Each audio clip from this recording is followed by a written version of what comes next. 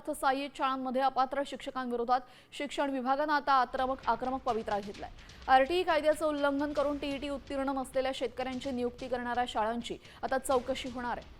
शाळांनी शिक्षकांची माहिती ऑनलाईन भरणं बंधनकारक आहे। त्रयस्थ संस्थेमार्फत याची तपासणी केली जाईल। जर माहिती खोटी आढळली तर प्रशासन यावर थेट कारवाईचा शाळा प्रशासनावर थेट कारवाई होणार असल्याचा इशारा शिक्षण अधिकाऱ्यांनी दिलेला आहे। त्यामुळे आता संस्था चालकांचं धावेदन आणली आहे।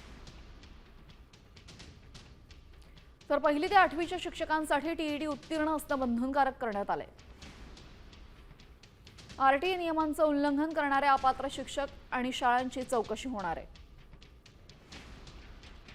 खासगी शाळांना शिक्षकांची संपूर्ण माहिती ऑनलाईन देणं बंधनकारक असेल।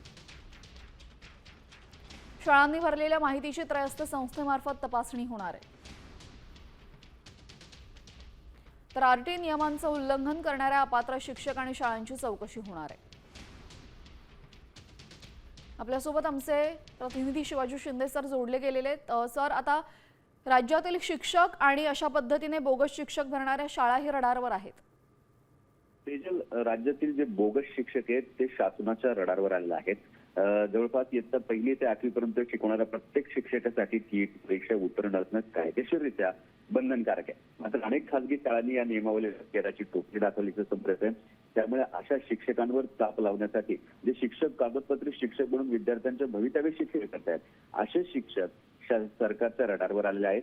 आणि आता या सगळ्या अपात्र शिक्षकांची शाळातील साम्राज्यावरच गदा आणण्याचा सरकारने प्रयत्न केलेला आहे। कारण हे शिक्षक विद्यार्थ्यांच्या भविष्याशी खेळतात।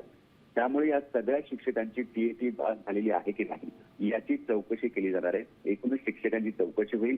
कारण जर शिक्षक व्यवस्थित नसेल तर विद्यार्थ्यांचं भविष्य हे उज्ज्वल होणार नाही। हा प्रमुख उद्देश ठेवूनच शासनाने हा निर्णय घेतल्याची माहिती शासकीय सूत्रांकडून मिळते। धन्यवाद आपण दिलेल्या सविस्तर माहितीसाठी। तर आपण पाहतोय राज्यातील बोगस शिक्षक सध्या रडारवर असून माहिती खोटी आढळल्यास आणि अशा शिक्षकांची भरती केलेल्या शाळांवर सुद्धा कारवाईचा बडगा उगारण्यात येणार आहे।